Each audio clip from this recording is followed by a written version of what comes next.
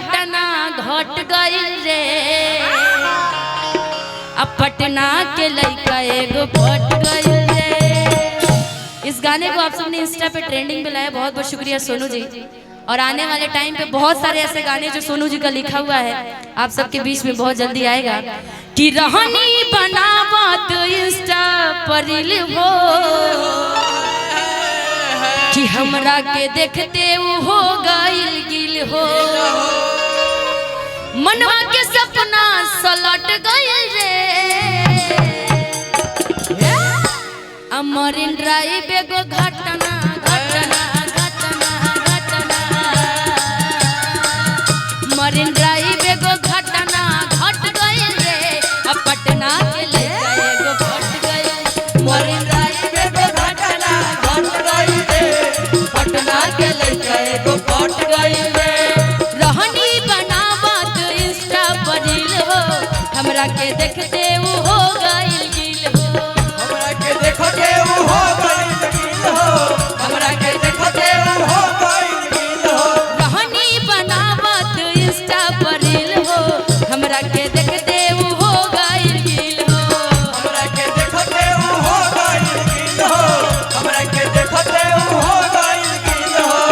ओही जन देखी हमके डट गइल रे, ओही जन देखी हमके डट गइल रे। इस जगह का क्या नाम है? अहियारपुर।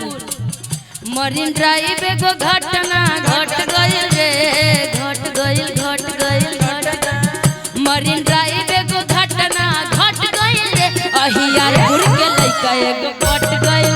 मरीन ड्राइव एगो घटना घट गइल रे, अब पटना के लइका एगो फट गइल रे। मरीन ड्राइव एगो घटना घट गइल रे, अब पटना के लइका एगो फट गइल रे। दिल धड़कता,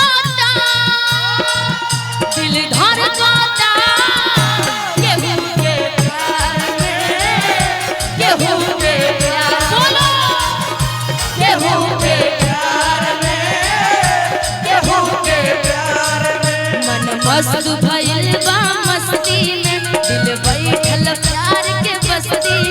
मन मस्त भइल बा मस्ती में, दिल बैठल प्यार के बस्ती में। रहेला अखिया तोहरे इंतजार में, दिल धड़कता, दिल धड़कता, केहू के प्यार में, केहू के जियो जियो, केहू के प्यार में, आहो के प्यार में। मरीन ड्राइव एगो घटना घट गइल रे, पटना के लइका एगो ओहो।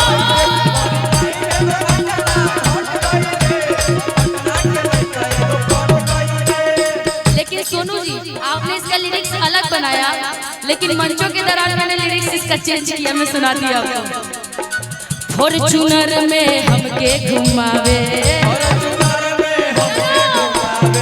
फॉर्च्यूनर में हमके घुमावे, चाट छोला चौमिन खियावे, चाट छोला चौमिन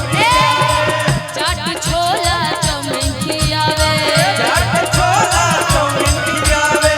फॉर्च्यूनर में हमके घुमावे,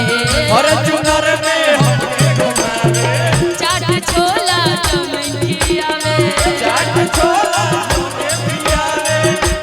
छोला चौमिन खियावे। दिलवा के सपना सलट गइल रे, दिलवा के सपना सलट गइल रे।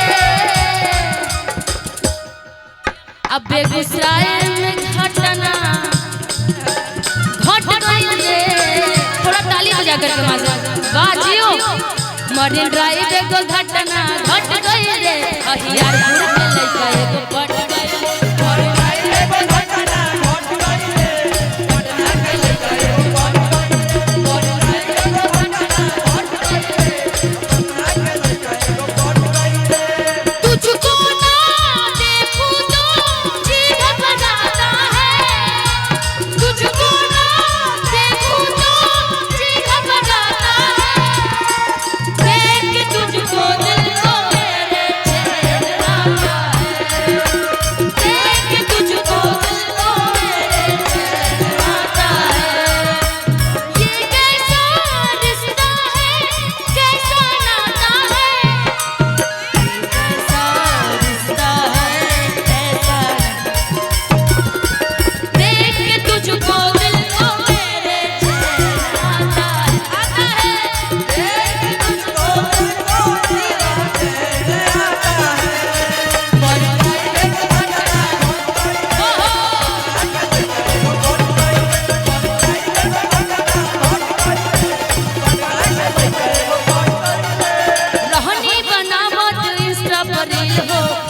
के देखते वो हो गई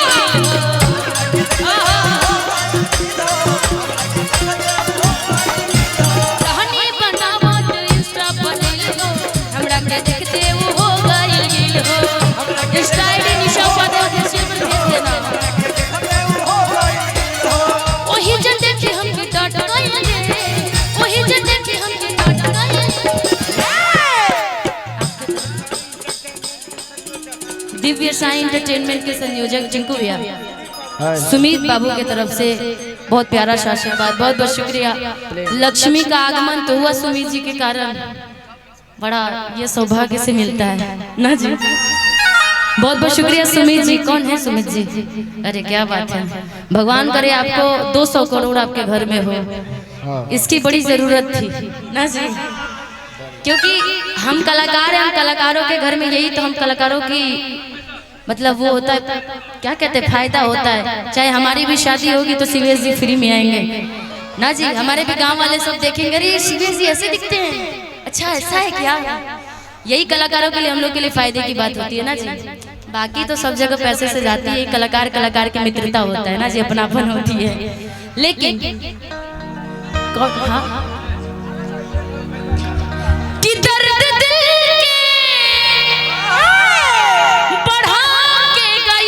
हेलो निशा जी, टिंकू भाई जी, अरे बाप रे, हम दोनों क्या बात है, बहन है ना आप हमारे। दो टिंकू भैया, दो टिंकू भैया आपके यहाँ मौजूद हैं।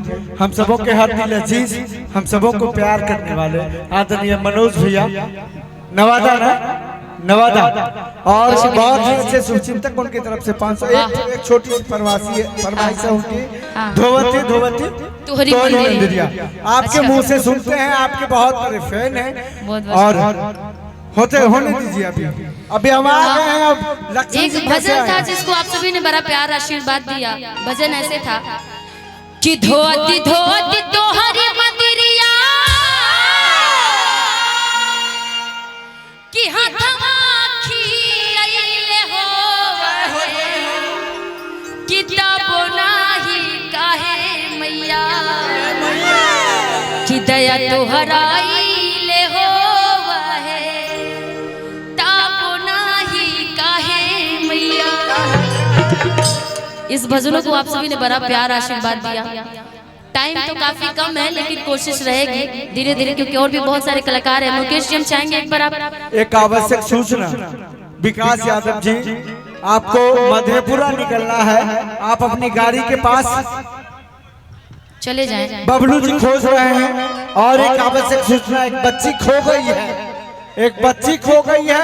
आप लोगों को जहाँ भी मिले मन तक लाने का कष्ट करें प्लीज।